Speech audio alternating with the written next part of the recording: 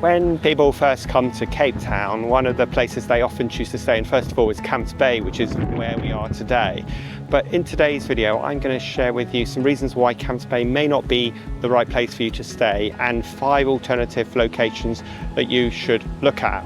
Now, one of the reasons why Camps Bay might not be the best place to stay, and you can probably hear it in the microphone, is because it is often super windy here. And look at the sea today, and we are in mid-November, and as beautiful as the beach looks, look at the ocean. Not much chance that you're going to be swimming in the sea today. So I'm going to walk you through the 5 locations today, and we'll start with Camps Bay, since that's where we're at right now. Okay, let's start back at the beginning. So leaving my place in Bantry Bay, it's about a 10 to 15 minute drive depending on traffic. It's a really pleasant drive, so make sure that you remember that the journey is as good as the destination driving down the coastal route. And then when you arrive in Camps Bay, look out for parking. It wasn't that busy on the day I was there, but you could see a parking guard directed me up the street. I'm not quite sure why, because I ended up driving quite a long way up the street. Anyway, you'll get parking, it's free on the road, or there are some paid car parks. So park your car and then let's go and explore Camps Bay. So Camps Bay is kind of like the Miami of Cape Town, with lots of beautiful hotels nestled amongst the mountains, and right opposite a lovely sandy beach, which unfortunately on a day like today you are not going to be swimming in because it's so bloody windy. But if you want somewhere with lots of lovely hotels, lots of places, restaurants, somewhere you can catch the hop on hop off bus and go and see the rest of the place, then Camps Bay may well be for you. It's certainly really pretty, but a couple of things to be aware of. First of all, it's not in the centre of town, so you've got about a 15 to 20 minute Uber ride or drive if you want to get into the centre of Cape Town or to the V&A Waterfront. And here we are in November, and it is a super windy day. So if you're coming in sort of October, November, December time, then be prepared for the winds. The winds tend to start dying down around February time, so that's a great time to be here. Otherwise, if you think you're booking Camps Bay because you're going to have a lovely beach holiday, then you're probably going to be disappointed, because as you can see, whilst it's a lovely sandy beach, today is definitely a day for not sunbathing or swimming in sand blasting, and definitely not swimming in an ocean that is going to be very dangerous to swim in. So if that's why you're coming here, then be really mindful about time of year and the weather so that you're not disappointed.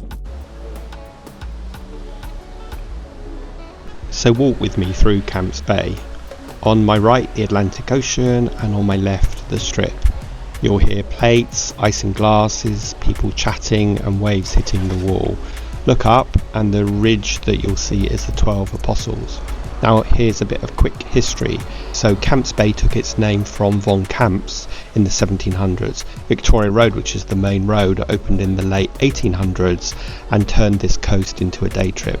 By 1901, a tram brought crowds to the sand. The rotunda hosted big dances, and the tidal pool made cold swims a summer habit. So back to today, there are brunch spots, gelato, shops, restaurants, and sundowner decks facing west. Plenty of great hotels and restaurants to choose from, but be aware that they can be quite pricey. As I've already mentioned, it's often really windy here despite what the Instagram photos show you. Also, given that it's the Atlantic Ocean, the water is bloody freezing cold all year long, so you need to be braver than us if you want to take a dip. But it's a sandy beach, and on less windy days it's often packed. As a couple, we feel safe and welcome here. We come for sunsets, for great food, for the theatre on the bay, and to people watch. Best sunset seats are at the tidal pool steps or the grassy edge above the sand. So let's wrap up this first location with 3 reasons that you should stay in Camps Bay and 3 reasons why other locations might be better suited. So first of all, you get amazing beachfront views and sunsets with the 12 Apostles as a backdrop. It's a very walkable strip full of cafes, bars, and the beach is all in one place, easy for a car-free day. It also gives you fast access to the Atlantic seaboard, highlights like Clifton Beach, Lions Head, and the Table Mountain Cableway, all about 5 to 15 minutes by car if the traffic's behaving. But here are some reasons why you might pick somewhere else to stay in Cape Town. First of all, as I mentioned, things can be pricey. Rooms and meals are usually more expensive than Sea Point, Green Point or the City Bowl. And in the summer, crowds and traffic can be a real problem, and parking is a bit of a challenge, and things definitely get busy at the weekends. And thirdly, the wind, as I've already showed you, it is often super windy here unless you're coming in sort of February, March time. Also, finally, you'll need to drive or use Uber to get anywhere else because Camps Bay is not really in the centre of Cape Town like the other locations I'm going to share with you. Okay, let's move on to our second location, which is Green Point. Now this is a really pleasant drive from where I'm staying near Sea Point, and it's about a 10-minute drive. And I chose to park near the lighthouse. As you can see, there is lots of free parking there, although of course at weekends it does get busy. So we are starting at the Green Point Lighthouse. We're going to follow the ocean path, and you can see that the sea is just on this side of me. We'll take a walk through the park and I'll show you some of the shops and the route that you take to the V&A, so you can see how a car-free day would actually work. Green Point's been Cape Town's front yard for a century. The Dutch called this area De Plaats. They graze cattle here, and early breakwater plans washed away in the winter storms. So the red and white Green Point Lighthouse is South Africa's oldest working lighthouse, first lit in 1824, commissioned by Sir Rufane Donking, designed by Herman Schutt, later raised and updated. A second lighthouse stood at Mill Point, built in 1824 and demolished in 1908. However, its base still sits near Granger Bay, which is up in that direction. So from the lighthouse, you can come down to the promenade that takes you by the sea. It's quite a clear day today, although it's rather windy. You can see Robben Island in the distance there. And if you walk down here, it will take you all the way down to Sea Point. This is such a lovely promenade. And of course, this is another area that you might want to stay in when you come to visit here. That is a slightly different part of Green Point. But again, if you're staying in an apartment, try and avoid staying overlooking the main road. Otherwise, it's going to potentially be quite noisy. So let's take a stroll through Green Point Park, which is an absolute must visit place if you are in the area. I actually stayed here for a few years and I didn't even realise this was here, but at the weekends this place is really buzzing with lots of families coming for picnics, people playing sports and people walking their dogs and just having a good time. It's a little bit quieter today because it's the middle of the week. So Green Point Park was opened in 2010 as a World Cup legacy. It's 12.5 hectares of lawns, ponds and indigenous biodiversity gardens. And you can just see in the distance here Cape Town Stadium, which was also opened the same year on the old Green Point Stadium site. And today the park links the stadium, the promenade and the waterfront on foot. There's lots of lovely walks which are all laid out very clearly, different pathways that you can take. Here's the wetland walk,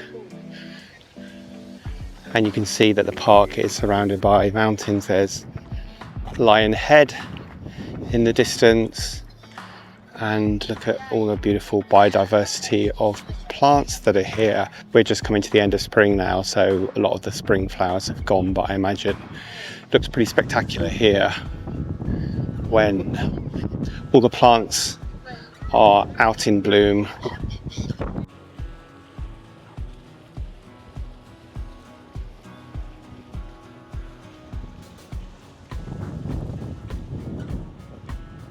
So I started at the west gate.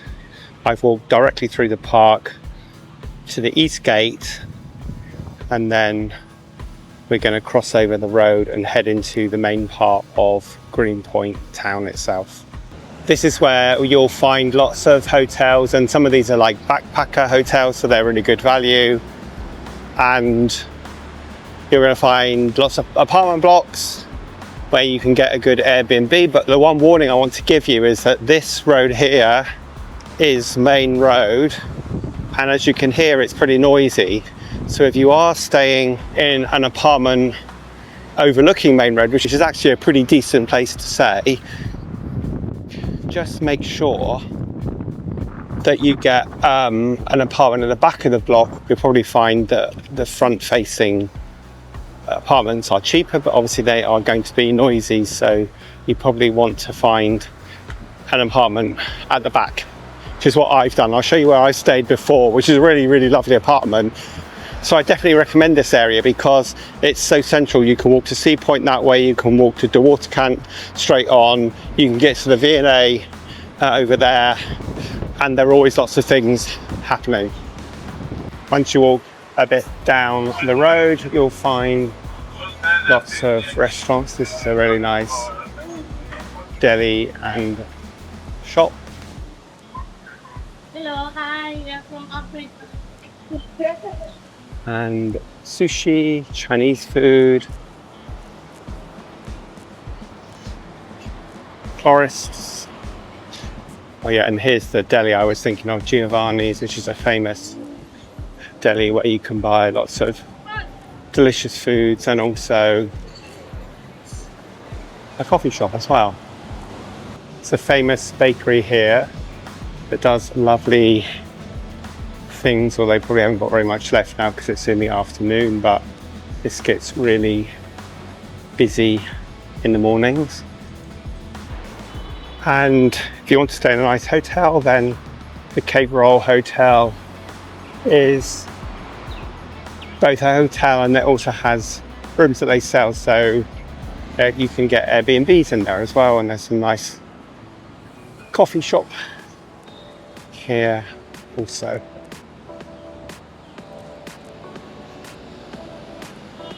Here's the entrance. And one thing you'll quickly realise about Cape Town is just how many coffee shops there are everywhere, and most of them are really good.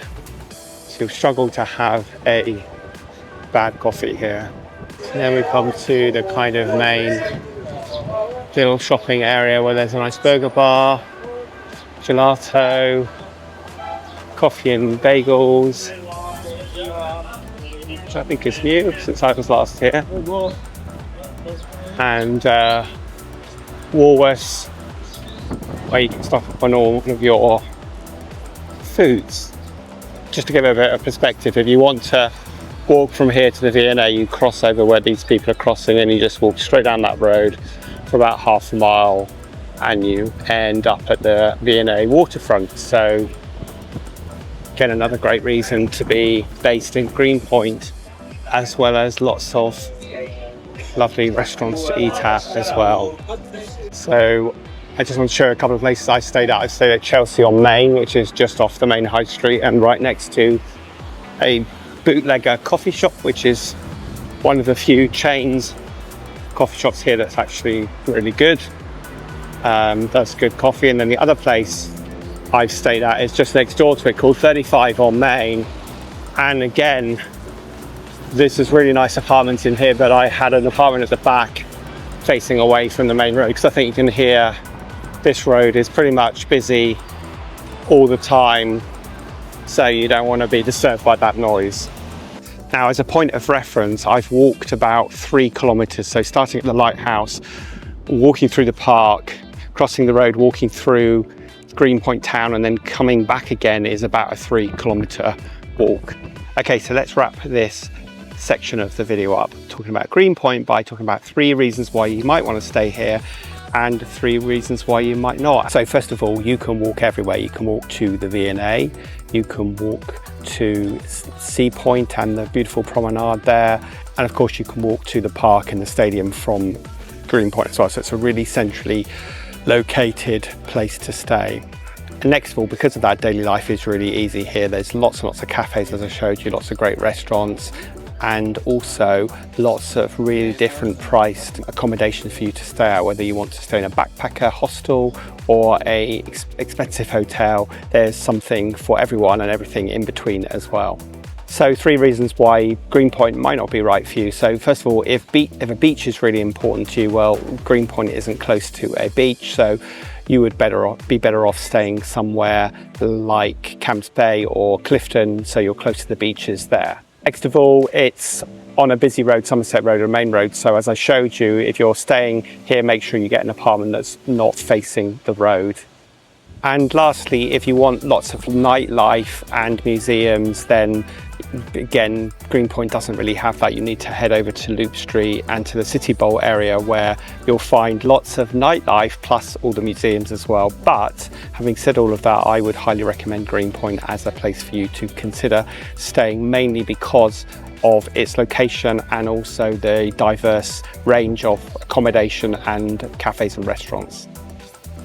Okay, I think I'm gonna leave things there, otherwise this video is gonna run really long. So in part 2 next Sunday, we are going to be exploring Sea Point, the Waterfront, the V&A, and one mystery location that might just be worth you looking into, that could also save you a lot of money. So make sure you tune in next Sunday. And of course, if you enjoyed today's video, please do give us a thumbs up and make sure you've hit the subscribe button. Otherwise, we will see you next time.